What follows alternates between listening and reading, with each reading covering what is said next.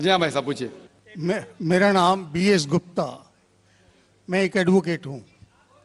दो कम्युनिटीज जो भारत में रहती हैं, जी दो कम्युनिटीज जो भारत में रहती हैं, मेजॉरिटी कम्युनिटी 80% जिसको कहते हैं हिंदूज और 20% मुस्लिम्स, उनके बीच में गलत या सही ये भावना है कि इस्लाम जो फैला था वो तलवार के ज़ोर से फैला था।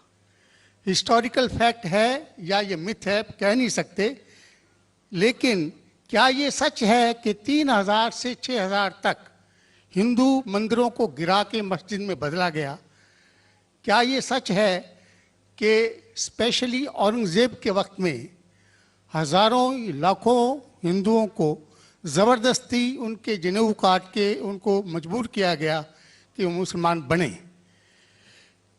नंबर 2, जो कि आज के समय के अनुसार एक सवाल मैं पूछ रहा हूँ, हिंदुओं पर हिंदू मैरिज एक्ट लागू है, जिसकी परिभाषा में सिवाय क्रिश्चियंस और मुस्लिम्स को छोड़ के बुद्ध, जैन को, सिखों को, सबको शामिल किया गया है।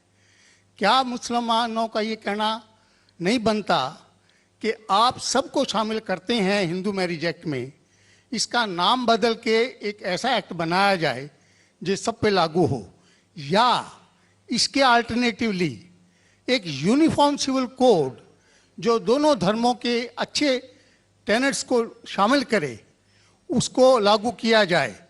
एक चीज़ मैं ये समझता हूँ कि मुस्लिम लॉ में जो विल है, जिसके अंदर ये लिखा है कि 1/3 से ज़्यादा कोई विल नहीं कर सकेगा, इसका मैं इनकॉर्पोरेशन अगर यूनिफॉर्म सिविल कोड बनता है तो मैं चाहूँगा कि वो हिंदुओं पे भी लागू हो। ये नहीं है कि हिंदू मैरिज एक्ट को अगर इंडियन मैरिज एक्ट में बदला जाए तो मुसलमानों पे लागू हो और हिंदुओं पे कोई चीज़ ना आए। मुझे इस्लाम में ये चीज़ बहुत अच्छी लगी। ऐसे ही कोई यूनिफॉर्म सिविल कोड के लिए ये मुस्लिम आगे क्यों नहीं आ रहे, इसकी वजह मुझे बताई जाए। भाई साहब ने 3 सवाल पूछे एक सवाल में। पहला सवाल कि हिस्ट्री से पता चलता है कि इस्लाम तलवार के जोर पे फैला कि नहीं, लेकिन ये मुझसे पूछ रहे क्या ये हकीकत नहीं है कि 3000 से ज़्यादा मंदिरें गिराई गई थी और मस्जिद बनाए गए और बहुत से लोगों का कत्ल किया गया है? ये बिल्कुल गलत है, अफवाह है। ये मैं कह सकता हूं कि कुछ मंदिरें शायद गिराई गई होंगी, इससे मैंने कहा तो एक भी मंदिर नहीं गिराई गई। हो सकता है कि कुछ मुसलमान अपने आप को जो मुसलमान कहते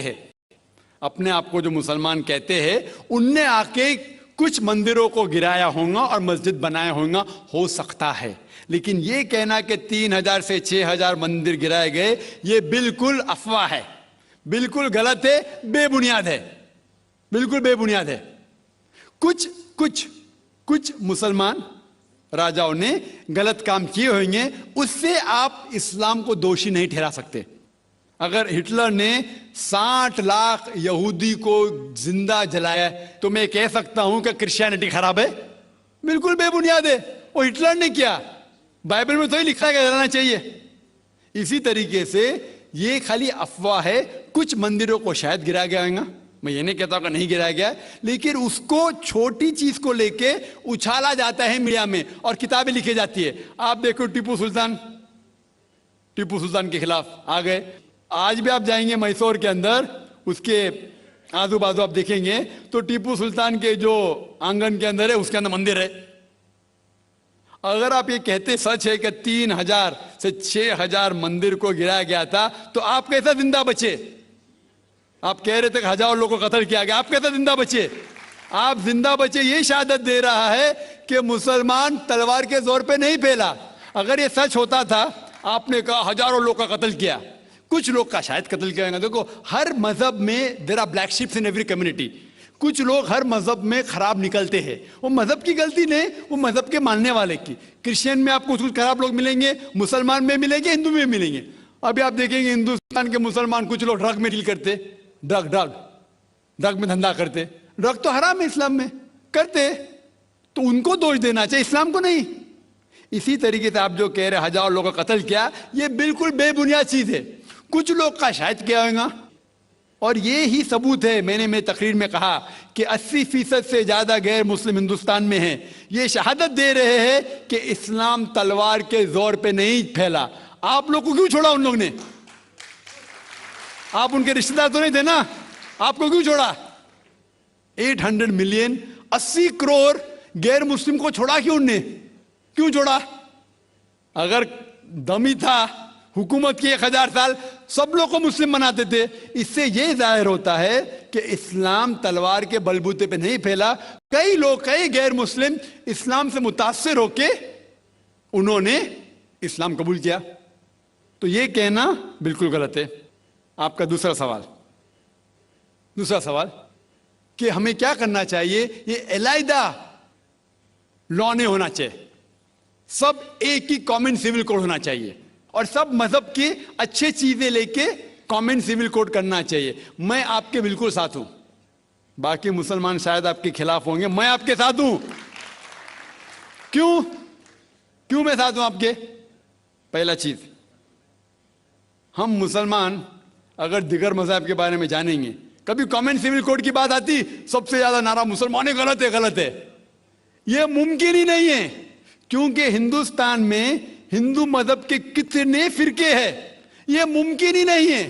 مسلمان تو صرف 20% یا 80% یا 75% جو ہندو لوگ ہیں اس میں ہی ممکن نہیں ہے۔ یہ کامن سول کوڈ ہندو لوگ ہی اس کو فالو نہیں کر سکتے۔ ہندو مذہب میں کتنے مختلف گروہ ہیں، ایک کہتا ہے کہ بیٹی کو جانا چاہیے، ایک کہتا ہے بیٹے کو جانا جائیداد، ایک کہتا ہے کہ جتنی کھیتی ہے وہ نہیں جا سکتی بیٹی کو، دوسرا گروہ کہتا ہے، کتنے مختلف گروہ ہیں، ہزاروں۔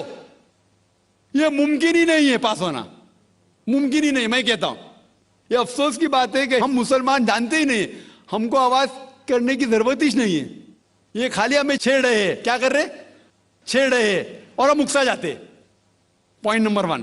پوائنٹ نمبر 2، مان لو آپ لوگ قبول کرتے ہیں کہ کامن سول کوڈ ہونا چاہیے۔ آپ نے کیا کہا کہ سارے دھرموں کے اچھی بات کو لینا چاہیے، بالکل صحیح۔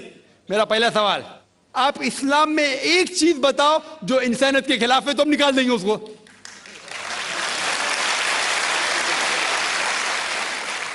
آپ کا یہ کہنا بالکل صحیح ہے کہ باقی مذاہب کی اچھی چیزیں جو ہے، مثال کے طور پہ میں نے تقریر کی سملیرٹیز بٹوین ہندوازم اینڈ اسلام، تو جو اچھی چیزیں ہندوازم کی میں لے چکا ہوں۔ سملیرٹیز بٹوین کرسچینٹی اینڈ اسلام، جو اچھی چیزیں عیسائیت میں لے چکا ہوں۔ میں یہ پوچھنا چاہتا آپ سے، ایک چیز جو اسلام میں خرابی ہے وہ تو بتاؤ مجھے، تو اس کو نکالیں گے نا۔ لیکن منچ کے اوپر جب ڈیبیٹ ہوئے گا انشاءاللہ میں آؤں گا انشاءاللہ۔ ہاں، منچ پہ جب ڈیبیٹ ہوئے گا کہ ہم کیا کریں گے، ہر مذہب کی اچھی چیز ہوں گی، تو میں یہ چاہتا ہوں کہ اسلام کی طرف سے اس منچ پہ، اس سٹیج پہ انشاءاللہ میں آؤں گا۔ یہ چیلنج ہے، کوئی بھی شخص ہندوستان میں ہو، منسٹر ہون دو، کوئی بھی سوامی ہون دو، کوئی بھی شنکراچاریہ ہون دو، انشاءاللہ میں طالب علم ہوں اسلام اور دیگر مذاہب کا۔ میں تسلیم کرتا ہوں کہ ڈیبیٹ ہونا چاہیے، حق بات جو نکلی، لیکن اس کے اوپر عمل بھی ہونا چاہیے۔ حق بات جو سب سے بہترین ہے انسانیت کے لیے، اس کے اوپر عمل ہونا چاہیے۔ اس لیے جو آخری کتاب جو اللہ سبحانہ وتعالی نازل کی، قرآن شریف، وہ انسانیت کے لیے سب سے بہترین کتاب ہے، اس کے اوپر عمل ہونا ہی چاہیے۔ آپ کا تیسرا سوال، کیا یہ ہندو جو ہے انہیریٹنس کے اندر، یہ انہیریٹنس جو ہوتا ہے اسلام کے اندر، 1/3 حصہ، 1/3 حصہ ہم ول میں دے سکتے، دینا ضروری نہیں ہے، دے سکتے ہیں۔ اسلام کے جو ول کے اندر جو آتا ہے انہیریٹنس، وہ قرآن کی آیت ہے سورہ نساء کی سورہ نمبر 4 آیت نمبر 11، 12 اور 176، اس میں کہا گیا ہے کہ جو بھی آپ کی جائیداد ہے، اللہ سبحانہ تعالیٰ کہہ چکا ہے کہ آپ کے بیٹے کو بیٹیوں سے ڈبل ملے گا۔ آگے لکھا گیا ہے آپ کے والدین کو 1/6 ملے گا، صرف اگر بچے ہیں تو والد والدہ کو دونوں کو 1/6، اگر بچے نہیں ہیں تو والدہ کا 1/3۔ آگے بڑھتی آیت نمبر 12 پہ لکھا ہے کہ آپ کی بیویاں جو آپ کے لیے چھوڑیں گی، اگر بچے نہیں آپ کو آدھا ملے گا، بچے ہیں تو 1/4 ملے گا۔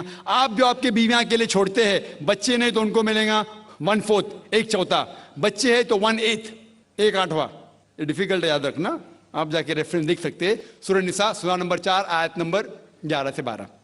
اور اس کے بعد اگر آپ کس کو ول کرنا چاہتے ہیں اپنی جائیداد میکسیمم 1/3، لیکن یہ ول جو کریں گے آپ، یہ ان لوگوں میں سے نہیں ہونا چاہیے. آپ نہیں کہہ سکتے کہ میں میرے بیٹے سے زیادہ محبت کرتا ہوں، بڑے بیٹے سے، اس لیے اس کو زیادہ دوں گا. یہ بالکل غلط ہے. لیکن جو یہ دائرے میں نہیں آتے ہیں انہیریٹنس کے، ان کو آپ 1/3 حصہ دے سکتے ہیں. آپ کہتے ہیں آپ کو یہ چیز بہت پسند ہے، آپ بھی کرنا چاہتے ہیں، آپ کو کون روک رہا ہے؟ انڈین گورنمنٹ کے حساب سے آپ اگر ول کریں گے، کیا میں میرا 1/3 حصہ دینا چاہتا ہوں، کوئی بھی روک نہیں سکتا ہوں، میں بھی نہیں نا منسٹر بھی نہیں. اور پورا اگر فالو کرنا چاہتے سچا دھرم، آپ اسلام قبول کر سکتے، ہم آپ کو ویلکم کرتے. وآخر دعوانا الحمدللہ رب العالمین.